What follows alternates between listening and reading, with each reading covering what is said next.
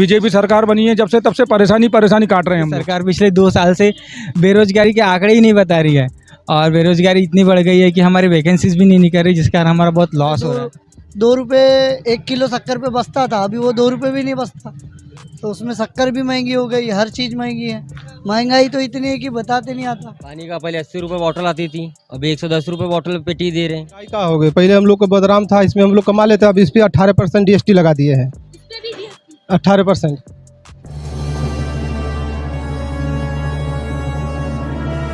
साथियों जय भीम, मैं हूँ इंजीनियर स्नेहा और आप देख रहे हैं द थिंग। आज संडे के दिन पर हम निकले हैं सड़कों पर और सड़कों पर बातचीत कर रहे हैं उन लोगों से कि आखिर संपूर्ण देश के अंदर और मार्केट के अंदर महंगाई का क्या हाल है। और ऐसे ही घूमते घूमते हम पहुँचे हैं मुच्छड़ चाय वाला के यहाँ पर। और आप ये देखिए मुच्छड़ चाय वाला, जहाँ चाय है जहाँ दोस्ती है वहाँ चाय है, जहाँ चाय है वहाँ दोस्ती है, ऐसी इनकी टैगलाइन है। और काफ़ी वैरायटी की चाय भी यहाँ पर दिख रही है।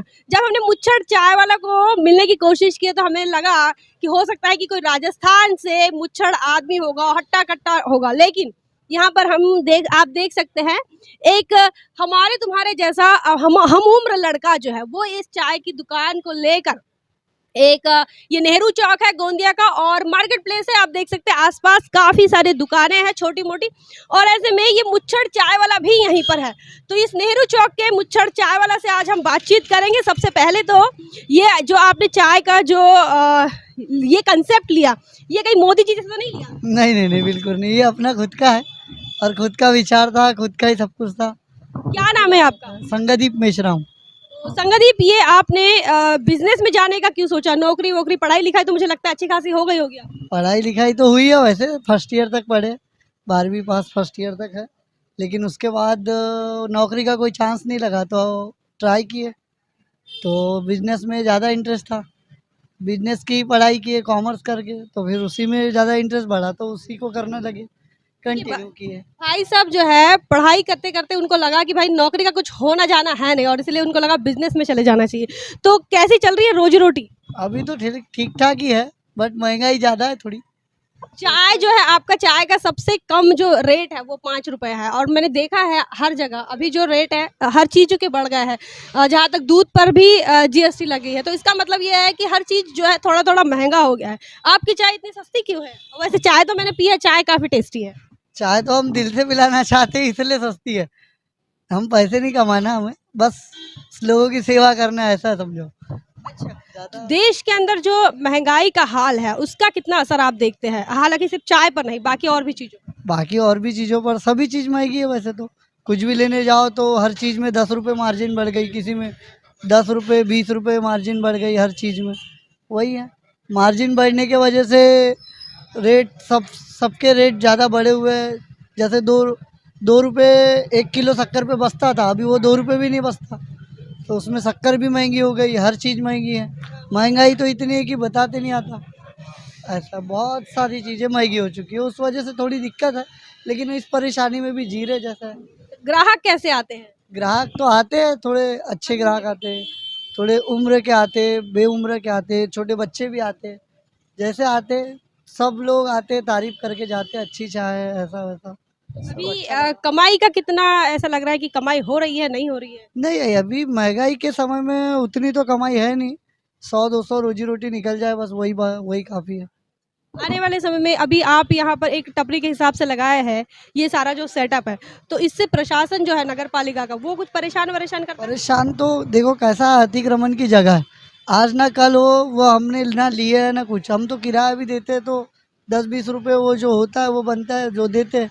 अब वो आज ना कल हो तो वो तो उठाना ही है। अतिक्रमण की जगह है, अपनी पर्सनल ली हुई जगह नहीं है, इस वजह से थोड़ी प्रॉब्लम, फिर दिक्कत बढ़ जाएगी। वो तो होगा ही। अब देखो रोड की दुकान है, कभी भी उठ सकती है, कुछ बताते नहीं आता। तो मतलब आपको तो सुरक्षा भी नहीं है कि अगर आपका दुकान रेगुलर चले, मतलब नौकरी लग नहीं सकती है और दुकानदारी करो तो उसमें भी कोई मतलब सुरक्षा नहीं? नहीं, बिल्कुल नहीं। तो तो देखिए ये इतनी समस्याओं को पार करते हुए इन्होंने एक शॉप डाली है और जो चाय का शॉप है ये, और मुच्छड़ चाय वाला इस दुकान का नाम है। नाम ही बहुत इंटरेस्टिंग है। गोंदिया में अगर आप आ रहे हैं तो नेहरू चौक में ज़रूर विजिट कीजिए और मुच्छड़ चाय वाले की एक बार चाय ज़रूर पीजिए। बहुत ही कम दाम में आपको चाय पीने को मिलेगी। और आपको ये बता दें कि संपूर्ण देश के अंदर जो है बेरोजगारी चरम सीमा पर है, महंगाई चरम सीमा पर है, और ऐसे में युवाओं ने एक ऐसी हिम्मत करना कि हम अपना कुछ नया तैयार करें। हालांकि वो उसका जो ये कह सकते हैं कि वो बहुत छोटे चीज़ों में हो सकता है। ये दुकान जो है आप लोग लग रहा होगा कि ये बहुत छोटी है, लेकिन उससे उसका परिवार जो है, उस परिवार के लिए वो आर्थिक सहायता कर पाते हैं, उनका घर चल पाता है। ये बहुत बड़ी बात है। और भी कई युवाओं से हम बातचीत कर रहे हैं जो युवा अपना एजुकेशन को स्टॉप करके अपनी रोजी रोटी के लिए दुकान लगाए हुए हैं, इस प्रकार से मार्केटिंग में बिजनेस करने के लिए उतर आए हैं। और भी ये भी कह सकते हैं कि आपने जैसे नाम देखा है तो संगदीप उनका नाम है। तो मार्केट में जब आप खड़े होते हैं तो आपकी जाति भी बड़ी महत्वपूर्ण होती है कि आप किस जाति के हैं। क्या उस जाति के इंसान को मार्केट में जगह मिलेगी, नहीं मिलेगी, मिलेगी तो कब तक मिलेगी, कब तक नहीं मिलेगी, ये तमाम चीज़ें बहुत ही महत्वपूर्ण रखते हैं। आप पीछे देख सकते हैं ये एक पान टपरी आपको दिख रही होगी, जहाँ पर वहाँ पर भी एक युवा ही बैठा हुआ है। उनसे भी बातचीत करेंगे। हालांकि जो इनका शॉप है इसमें काफ़ी सारे डेली नीड्स और आलू सेव और आलू भजिया जैसे कुछ वेफर्स मिल रहे हैं। क्या बताएंगे भैया, कैसा है मार्केट का हाल? मार्केट का हाल महंगे कुछ ज्यादा है। थोड़ा पास आ जाइए। महंगाई ज्यादा है। आपकी दुकानदारी कैसे चल रही है? ठीक है, उतना भी नहीं है पहले जैसा। क्या महंगा हो गया है? पानी वानी का क्या रेट है? पानी का पहले 80 रुपये बॉटल आती थी, अभी 110 रुपये बॉटल पेटी दे रहे हैं। सुपारी पहले 350 रुपये किलो थी, अभी 550 रुपये किलो है। कैसा लग रहा है महंगाई बड़ी? कैसा लग रहा है?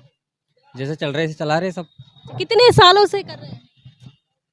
अभी तो लॉकडाउन के बाद में मैडम अभी चालू हुई है, 2-3 महीना हो दुकान चालू हुई। तो लॉकडाउन में आपने क्या किया? लॉकडाउन में क्या? कुछ नहीं, घर पे बैठा था, खाली पीली खेती की। लॉकडाउन में घर पे बैठे थे। सोचिए 2 साल के आसपास ये कोरोना काल रहा और काफी लंबे समय तक रहा। तो फिर ऐसे में आर्थिक कैसी समस्या को देखना पड़ा? खेती की, खेती बाड़ी है। खेती कितने पढ़े लिखे? 12वीं पढ़े लिखे हैं भाई साहब, और महंगाई की वजह से परेशान है। जिन चीज़ों में पहले कितना पैसा बचता था और अब कितना बचता है? पहले 200 रुपये सेविंग करता था, अभी कुछ भी सेविंग नहीं हो रहा है। सेविंग नहीं है, भाई घर चल रहा है। घर चल रहा है बस। इनका सिर्फ घर चल पा रहा है, सेविंग अभी कुछ कर नहीं पा रहे हैं। कोरोना के बाद काफ़ी जो हालत है वो युवाओं की ही नहीं, संपूर्ण मार्केट की, पूरे देश के अंदर जो आर्थिक मंदी टाइप जो माहौल चला उसका शिकार हर कोई हो रहा है। और ज़्यादा करके ये जो छोटे मोटे दुकानदार हैं जो रोज़ की रोज़ी रोटी कमा कर अपना घर परिवार को पालते हैं, उन लोगों को ज़्यादा दिक्कत हुई है। तो और भी कुछ लोगों से बातचीत करेंगे। चलिए आपको संपूर्ण मार्केट की ही सैर कराते हैं। क्या नाम है आपका? शिव प्रसाद लांजेवार। शिव प्रसाद जी, कब से आप ये दुकान कब से लगा रहे हैं? मेरे को 28 साल हो गए यहाँ पर। हाँ, अभी बीच में अतिक्रमण आ गया था, तो किसी वजह से ठेला वगैरह हटा दिए थे। उसमें क्या कि मैं ठेला ला भी सकता हूँ, अभी धीरे धीरे ठेला ला रहे हैं लोग। अब मेरा ठेला जो है ना क्रेन की द्वारा आ रहा है। कहाँ से है आप? हम छोटा गोंदिया से रहते हैं, गोंदिया ही रहते हैं हम लोग। हाँ। तो ये दुकान आप देखिए, पहले ये लांजेवार साहब है और आप इनका दुकान देखिए, ये सलून चला रहे हैं यहाँ पर। तो कितने ग्राहक वगैरह आते हैं, कैसा क्या चल रहा है? हाँ, वैसे दुकान अभी क्या कि जो आ जाते हैं कैसे भी अपना 200-250 रुपये आ जाते हैं लोकल के हिसाब से। हाँ, एक कटिंग अगर एक बार किसी ने दाढ़ी बना लिया, बाल कटवा लिया, कितना लेते हैं? हाँ, अब क्या है, सब देखकर लेना पड़ता है ना। 5 उंगली एक बराबर नहीं है, कभी नहीं मिलेगा। पीछे का अपनी परिस्थिति बता देते हैं यार कि हम दवाखाने में आए, 85 रुपये है, तो चल भाई 85 रुपये दे दो। घर परिवार में कितने लोग हैं? हमारे घर पे 5। कौन कौन क्या क्या पढ़ाई वढ़ाई करते हैं? कमाने वाले कौन? हमारे 2 लड़के हैं, 1 लड़की है। तो हमारे एक ड्यूटी पार्लर भी है, ये छोटा लड़का चलाता है, 2 कारागिरी है हमारे, और बड़ा लड़का टवेरा है गाड़ी, वो ड्राइवर है। वो काम वाम कर रहे हैं? हाँ, काम सब काम कर। हाँ, तो कोरोना में जब ये बंद रहा तब थोड़ा दिक्कत तो आई होगी कुछ? वो तो बराबर सभी को दिक्कत आई, नहीं मतलब पूरा भारत को ये दिक्कत आएगी, अब तुमको नहीं। तो ये दुकान देखिए, अभी अतिक्रमण के नाम पर इनका दुकान हटा दिया, तो अभी ये एक टेबल है, एक कुर्सी है और एक आईना लेकर ये बैठे हैं और कह रहे हैं कि इनका काम तो निकल जाता है, घर चल जाता है। और अब हालांकि बच्चे जो है वो भी थोड़ा बहुत कमाई वमाई कर लेते हैं। ये आप देखिए, ये जो लांजेवार जी है, इनका ये दुकान आप देखिए और इस दुकान पर इनका घर परिवार चलता है। तो इनकी दुकान की हालत आप देखिए, शासन प्रशासन भी गरीबों को ही परेशान करते हैं। जो रोजी रोटी के लिए संघर्ष कर रहा है हर दिन, उसे शासन प्रशासन परेशान करता है। और जिनकी बड़ी दुकानें हैं, जो ये मैं जाति का इसलिए ये कर रही हूँ, जिक्र कर रही हूँ, क्योंकि जाति के आधार पर ही भेदभाव होते हैं। ये अगर SC ST OBC का दुकान सड़कों पर रहेगा तो उसको आकर डेली जो है पुलिस प्रशासन कहो, नगर परिषद का प्रशासन कहो या कलेक्टर से भी कोई आदेश निकले तो ये इनके फुटपाथ पर लगने वाली दुकानों के लिए निकलता है। लेकिन जिनके बड़े दुकान हैं जो सेट है और उनका हर दिन का जो टर्नओवर वो हजारों में जाए, उनको जो प्रशासन है वो परेशान नहीं करता। लेकिन देश के अंदर मैं आपको ये तस्वीर दिखा रही हूँ कि देश के अंदर लोग कैसे जीवन यापन करते हैं और किस प्रकार से अपनी रोजी रोटी का जुगाड़ कर पाते हैं। क्या नाम है आपका? श्याम बाबू साहनी, कहाँ से आए हैं? बनम मिर्जापुर जिला, मिर्जापुर कहाँ है? उत्तर प्रदेश। उत्तर प्रदेश से आए हो। और ये वाला जी, ये बिजनेस करते हैं हम घूम घूम के। घूम के। तो यहाँ कहाँ रहते हैं फिर? यहाँ हम रहते हैं बड़ा बस स्टैंड के पास। अच्छा, तो घर परिवार सब कहाँ है? घर पर रहते हैं, गाँव में। गांव में। अच्छा, तो क्या हाल है बिजनेस का, कैसे चल रहा बिजनेस है? बहुत मध्यम चल रहा है यहाँ पर। क्या और महंगाई का क्या असर है? मतलब आप तो गांव में परिवार रहता है, आप यहाँ रहते हैं, तो खाने पीने की दिक्कतों का भी सामना करना पड़ता होगा, घर परिवार को भी अलग पैसा भेजना पड़ता है, कैसे चला? यहाँ तो महंगाई तो काफ़ी है मगर हम लोग के सामान पर कुछ भी नहीं है। लोग 200 का माल है तो उसको 50 बोल रहे हैं। ऐसा करके 10 किलो 12 किलोमीटर घूमते हैं, कहीं तक मुश्किल से 100 200 400 दिहाड़ी बनती है। ये सारी चीज़ आप उठा के घूमते हैं? उठा के पीठ पर घूमते हैं। 10 किलो कम से कम 12 किलोमीटर राउडिंग लगना पड़ता है। बड़ा मुश्किल से, कहीं कभी हो जाता है 300 400 नहीं, मुश्किल से। यहाँ तो नहीं चल रहा है काम। यहाँ पर देखिए, ये जो है ये फूलों की दुकान है और ये आर्टिफिशियल फूल है, इसे सजावट के लिए इस्तेमाल करते हैं। और ये सारा जो एक थैले में लेकर ये पीठ पर लेकर घूम रहे हैं। परिवार इनका उत्तर प्रदेश में है और रहते फिलहाल बस स्टॉप के पास है, गोंदिया में। तो ये इनकी अलग समस्या है और इनको अपना भी पेट पालना पड़ रहा है और इसके साथ कुछ पैसा भी घर पे भेजना पड़ रहा होगा। तो बच्चे क्या करते हैं? बच्चे हैं घर पर, पढ़ाई वढ़ाई कर रहे हैं। 2 बच्चे हैं, यही काम कर रहे हैं। बालाघाट में एक है, एक अपने बलरामपुर में है, उत्तर प्रदेश में। अच्छा, मतलब परिवार एक जगह नहीं है, कुछ लोग इधर काम कर रहे हैं। 2 बच्चे हैं तो 2 साथ यही काम करते हैं। और बेटी है तो घर पर है लोग, 1 बेटी 2 बेटी पढ़ रही हैं। अच्छा, एक गमले पर आपको कितना पड़ता होगा? जैसे मैडम ये गमले जैसे हमारे 220 का है, बताते हैं हमको 150 बेचना होता है तो 220 बताते हैं, मुश्किल से 150 कहीं लिखना पड़ता है। यहाँ पर ये हालत है कि इसका 20 रुपया 25 रुपया गमला नहीं मिलेगा। लोग बोलते हैं कैसे काम चलेगा। अच्छा, इस देश के अंदर जो सरकार है वो सरकार तो अच्छे दिन की बात कर रही है, कह रही कि महंगाई कम हो गई है, लोगों को नौकरियां मिल रही है। आप कैसे परेशान हैं? महंगाई का हो गई, पहले हम लोग को बदनाम था, इसमें हम लोग कमा लेते, अब इस पर 18% GST लगा दिए हैं। 18%। देखिए, ये एक तरफ हमको अच्छे दिन की बात भी बताई जाती है। कहा जाता है कि हमने इतने करोड़ लोगों को रोज़गार दिया, इतने करोड़ लोगों की समस्याएं हल हुई। तो ये आप यहाँ पर देखिए, सच्चाई तो कुछ और ही बयां कर रही हैं। एक और बात मैं आपको कहना चाहूँगी कि आपके बच्चे पढ़ाई वढ़ाई कर लिए होंगे, तो कुछ ड्यूटी पानी का तो नहीं? पढ़ाई नहीं, पढ़ाई एक लड़का जो है मंझला छोटा वाला वो 9 तक किया है, बड़ा वाला जो 6 तक किया है। लॉकडाउन के बाद छोटा वाला लड़का छोड़ दिया, पढ़ाई बंद हो गया, स्कूल बंद हो गया, इसमें घुस गए, काम धंधा में लग गए। देखिए, ये भी एक हुआ लॉकडाउन का फायदा जो है। इस देश के आरएसएस के सर संघचालक कहते हैं कि आरएसएस के लिए ये जो महामारी का समय रहा है वो समय सवर्ण काल, वो कहते हैं कि ये अवसर है कि इसमें आप हिंदुत्व को बढ़ा सकते हैं। और इनका देखिए, तो ये इनके लिए ये कोरोना काल जो रहा, या इनके लिए कहिए या मुच्छड़ चाय वाले के लिए कहिए या फिर उनके लिए कहिए, उनके लिए दिक्कतों का समय रहा, आर्थिक समस्याओं से ये जूझते रहे।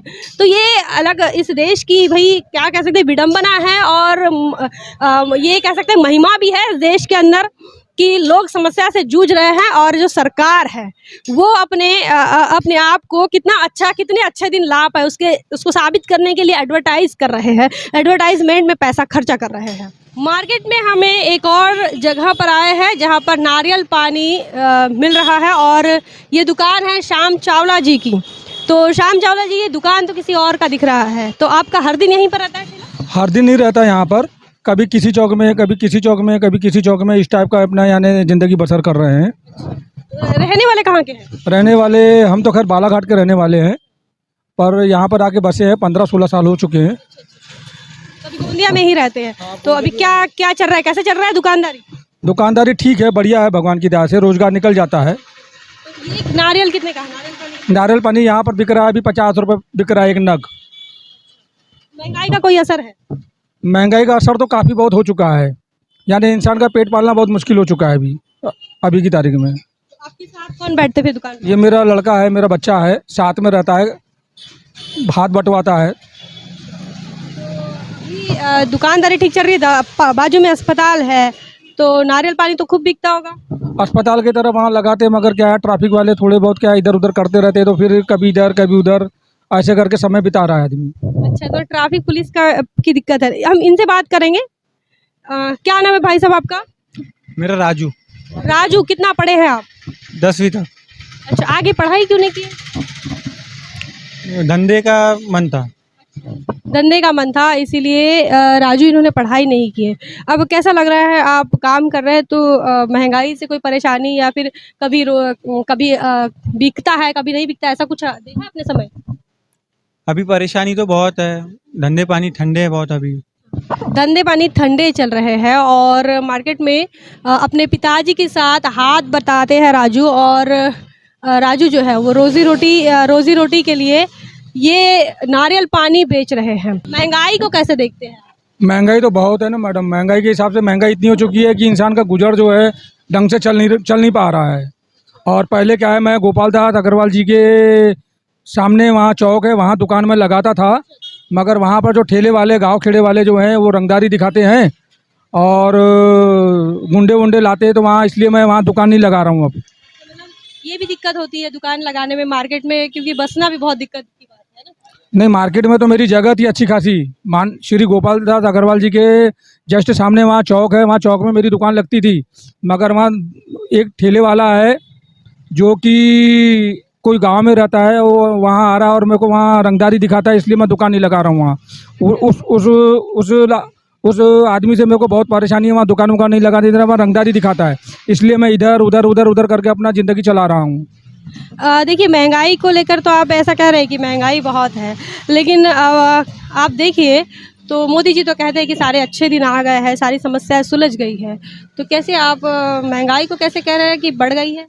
महंगाई इसलिए बढ़ गई है, देखो जो गैस की टंकी हम 450 रुपये में लेते थे वो 1100 रुपये की हो चुकी है। जो तेल हम 60-70 रुपये लीटर लेते थे वो 100 रुपये से ऊपर हो चुका है। और जो दाल थी खाने की वो 60-70 रुपये किलो लेते थे, वो भी 100 रुपये के पार चले गई है। तो आदमी अपनी बसर ज़िंदगी कैसे चलाएगा, ये बता मेरे को आप। फिर आपके इस ठेले में गुजर जाती है ज़िंदगी, परिवार का पेट पल लेता है? ज़िंदगी गुजर तो नहीं रही है, मगर फिर भी चला रहा है आदमी, इधर से लेके उधर, उधर से लेके उधर, उधर से लेके उधर, इसको लेंगे तो उसको देंगे, उसको लेंगे तो उसको देंगे, ऐसे करके आदमी अपनी ज़िंदगी चला रहा है। बहुत परेशानी तो बहुत जा रही है। देखिए, महंगाई का असर मार्केट में बहुत है और हर बिजनेसमैन जो है वो परेशान है। अच्छा, ये जीएसटी वीएसटी का कोई मामला आपको देखने को मिल रहा है आपके दुकान पर? नहीं, हमारे को तो खैर जीएसटी नहीं लग रही है, बस जगह नहीं मिल रही है बराबर। बस जगह नहीं मिल रही है बराबर, आदमी का इधर उधर भटक रहा है। अब जवान लड़का है, 12वीं पास क्लास किया है, मगर उसके बाद में भी कुछ लाभ नहीं मिल रहा है कि मैंने 12वीं तक पढ़ा है, कोई सहारा नहीं है मेरे को। रोजी रोटी की कोई लग रहा नहीं कि कोई ड्यूटी पानी नौकरी लग जाएगी, ऐसा कुछ नहीं? मैं तो चाह रहा हूँ कि मेरे बच्चे को कोई अच्छी सर्विस मिल जाए, मैं तो चाह रहा हूँ, मगर ऐसा कुछ समझ में नहीं आ रहा है। बीजेपी सरकार बनी है जब से, तब से परेशानी काट रहे हैं हम लोग। बीजेपी सरकार की आपने बात की, आपको क्या दिक्कत है? ये राम मंदिर बन रहा है, अच्छे दिन आ गए हैं, कह रहे कि कई लोगों को हमने तो जॉब भी दे दी है, सरकारी ड्यूटियाँ दे दे है, तो ये कैसी बात कर रहे हैं आपकी बीजेपी गवर्नमेंट में आपको परेशानी हो रही है? परेशानी देखो, महंगाई तो बढ़ी गई है, सब लोगों को दिख ही रहा है। और दूसरी चीज़ कि इंसान पहले क्या है 200-300 में कमाता था तो गुजर बसरा हो जाता था। अब 200-300 कमा भी रहा है, उसके बाद में पूर्ति नहीं हो पा रही है ना। ये हाल है जो रोजमर्रा की जिंदगी के लिए मैं बार बार कहती हूँ कि संघर्ष करते हुए जो लोग दिख रहे हैं, चाहे वो किसी भी जाति का हो, किसी भी धर्म का हो, लेकिन समस्या उसकी यही है कि वो रोज की जिंदगी जीने के लिए संघर्ष कर रहा है। इस देश की सरकार की जिम्मेदारी होती है कि सभी की समस्या को सुलझाए, लेकिन हमारे देश में अच्छे दिन का वादा तो किया जाता है, लेकिन अच्छे दिन किसके आ रहे हैं पता नहीं चल रहा है। इस देश के अंदर अंबानी जो है अडानी जो है वो दुनिया के विश्व के सबसे पैसे वाले लोगों में, अमीर लोगों में उनका नाम शामिल हो रहा है। लेकिन चावला जी देखो, संगदीप देखो, और भी जिन लोगों से हमने बातचीत की है, वो लोग हर दिन संघर्ष कर रहे हैं और हर दिन प्रशासन का उनको डर लगा रहता है, हर दिन नगर पालिका का डर लगा रहता है, हर दिन आरटीओ और जो ट्रैफिक पुलिस है उनका डर लगा रहता है। बावजूद इसके वो इस प्रकार जो है अपनी जीवन यापन करने के लिए लगातार दुकानदारी कर रहे हैं। हमें संडे सड़कों पर और उन लोगों से बातचीत कर रहे हैं जो कि यंग है और बिजनेस सेक्टर में काम कर रहे हैं। तो इस वक्त हम जिनके पास है वो है बीएससी फ्रूट वाला। तो बहुत बहुत स्वागत है। क्या बताएंगे कैसे चल रहा है कामकाज? कामकाज अच्छा चल रहा है। अभी तो कैसा बरसात पानी और त्योहारों के वक्त ऐसे माहौल में थोड़ा सा ढीला चलता है, पर ठीक ठाक चल रहा है अभी। आपका एजुकेशन क्या हुआ है? मेरा बीएससी बायोटेक्नोलॉजी हुआ है, बीड से हुआ है, और अभी मैं एमएससी में फर्स्ट ईयर में एडमिशन लेने वाला हूँ और अभी फ़िलहाल कॉम्पिटिटिव की प्रिपरेशन कर रहा हूँ एमपीएससी के लिए।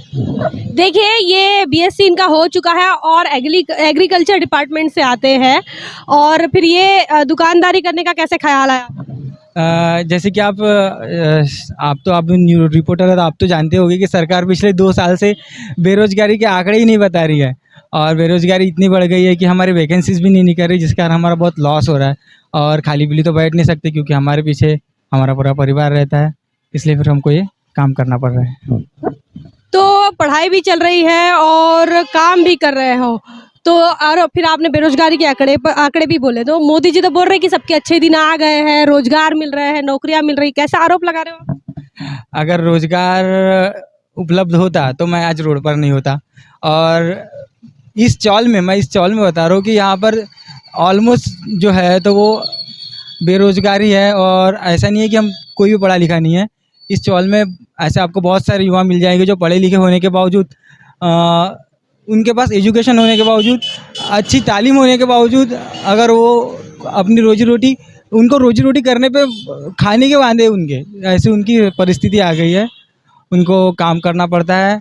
और ऐसे भी बंदे हैं हमारे पास जो दिन को काम करते हैं और रात को यहाँ पर ही एक बीएचजे कॉलेज है वहाँ पर एजुकेशन लेते हैं। लेकिन जब इतना स्ट्रगल करने के बाद में जब वो देखते हैं कि उनके पास रोज़गार नहीं है, जब उनके पास वो देखते हैं कि नौकरी की संधियाँ नहीं है, तब उनको बहुत हर्ट होता है। और फिर इस वजह से कुछ युवा टूटकर आत्महत्या कर लेते हैं, कुछ छोटे मोटे काम से अपना घर चला लेते हैं। ऐसा ही घर चल जाता है इतने में? जो आप काम कर रहे हैं क्या इसमें घर चल जाता है? चला लेते हैं, अब क्या बता तो नहीं उसना। महंगाई कैसी है? महंगाई तो आप अभी देख ही रहे हैं, जो पेट्रोल पहले 70 रुपये लीटर था अब 107, 120, 121 तक पहुंच चुका है। उसके बाद में खाने का तेल और दाल, हर चीज़ों का रेट बढ़ा हुआ है। उसमें अब हमको उसमें से भी राशन का जो चावल आता है वही खा के अपने दिन गुजर बसर करना पड़ता है। उसमें भी कभी कभी राशन लेट मिल जाता है तो फिर हमको कहीं और से जुगाड़ करना पड़ता है। तो भैया बीएससी फ्रूट वाले जो है वो भी अपने शैक्षणिक शिक्षा तो पढ़ रहे हैं, लेकिन साथ साथ में जो है वो घर चलाने के लिए एक दुकान उन्होंने खोला है, और ये फ्रूट का दुकान है, आप देख सकते हैं। और उनकी जो समस्या है ये संपूर्ण देश के अंदर ही समस्या है, और अपने परिवार को पालने के लिए, अपने परिवार को संभालने के लिए कोई ना कोई बिजनेस कर रहे हैं। लेकिन जो उनका एजुकेशन होने के बावजूद भी कई लोग ऐसे हैं कि पढ़ाई लिखाई अच्छी है, उसके बाद भी इस प्रकार बिजनेस में आए हैं, सड़कों पर फुटपाथ पे दुकान लगा रहे हैं। और अच्छा, प्रशासन कैसे तकलीफ देता है? कुछ है नगर पालिका वगैरह का कोई दिक्कत है? हाँ, प्रशासन हमको बहुत तकलीफ़ देता है। अगर हम रोड पर हमारी दुकान हम मॉर्निंग में लगाते हैं और हम 7-8 बजे लेके चले जाते हैं, उसके बावजूद भी हमको रोड टैक्स उनको अगर हमने एक दिन भी अगर नागा कर दिए तो वो नगर परिषद वाले आके हमको दूध काटते हैं, हमको चिल्लाते हैं कि यार यहाँ पे तुम्हारी दुकान नहीं होना, ऐसे कर रहे हो वैसे कर रहे हो। हमारा काम है हम मॉर्निंग में लाके शाम को लेके चले जाते हैं, उसके बावजूद भी हमको फिर नगर परिषद की तरफ से बहुत प्रॉब्लम झेलनी पड़ती है। ना हमें कोई अच्छी जगह मुहैया अवेलेबल कर दी जाती है ना कुछ, और हर 6 महीने में अतिक्रमण उनका आते रहता है और उस अतिक्रमण के चक्कर में हमारा लगाया जो सेटअप है वो पूरा उखाड़ दिया जाता है, पूरा तोड़ दिया जाता है। तानाशाही जैसे हमें वक्त भी नहीं दिया जाता कि अपना यहाँ से अपना ठेला लेके जाया जा सके करके। वो जैसे गाड़ी लाते हैं वैसे अपने गाड़ी में अब हमारा पूरा सामान डाल देते हैं और हम अब गाड़ी आगे सामान भी लेके चले जाते हैं। हमारा पूरा सामान भी वो लेके चले जाते हैं। देखिए एक प्रशासन की भी तानाशाही है, क्या बताएंगे सरकार को अपनी समस्या को लेकर, क्या बताएंगे इस देश की केंद्र सरकार को, राज्य सरकार को? मैं सरकार से यही अपेक्षा करता हूँ कि युवाओं की बेरोजगारी को देखते हुए अच्छे से अच्छी वैकेंसीज निकाले, अच्छे से अच्छी तालीम बच्चों को प्रोवाइड की जाए, ऐसी यूनिवर्सिटीज़ बनाए। और जो अपना जैसे थोक व्यापारियों के साथ सरकार कंधे से कंधा मिला के चल रही है, जैसे अडानी अंबानियों को सपोर्ट कर रही है, वैसे छोटे उद्योगपतियों का भी साथ दे और उनको आगे बढ़ाए। तो देखिए एक युवा है और वेल एजुकेटेड है, वो कह रहे हैं इस देश की सरकार को कि जैसे आप अदानी अंबानी के साथ कंधे से कंधा मिलाकर खड़े हैं, उनका कर्जा आप माफ़ कर रहे हैं, तो इनके साथ भी खड़े रहे। इनके साथ जिस प्रकार से पुलिस प्रशासन और यहाँ का जो लोकल प्रशासन है, नगर पालिका वगैरह है, वो बर्बरता से व्यवहार करती है, सारा का सारा सेटअप उठाकर लेकर चली जाती है, सामान उठाकर लेकर चली जाती है, जिससे कई प्रकार की समस्याओं का सामना करना पड़ता है। तो संडे सड़क में आज आपको हम यहीं पर रोकते हैं और संडे सड़कों पर आपको और भी अगली बार लेकर आएंगे, अलग अलग युवाओं की समस्याओं को लेकर आपके तक पहुंचेंगे। आप इस संदर्भ में क्या सोचते हैं, किस प्रकार इस देश का युवा बेरोजगार है, आपकी तरफ क्या हाल है, महंगाई क्या कहती है, बेरोजगारी क्या कहती है, कमेंट सेक्शन में जरूर बताएं। बने रहे द थिंग पर। जय भीम, जय भारत। बहुजन विचारधारा को घर घर तक पहुंचाने के लिए हमारे YouTube चैनल को सब्सक्राइब करें, लाइक करें, कमेंट करें, शेयर करें और बेल आइकन की घंटी दबाना ना भूलें।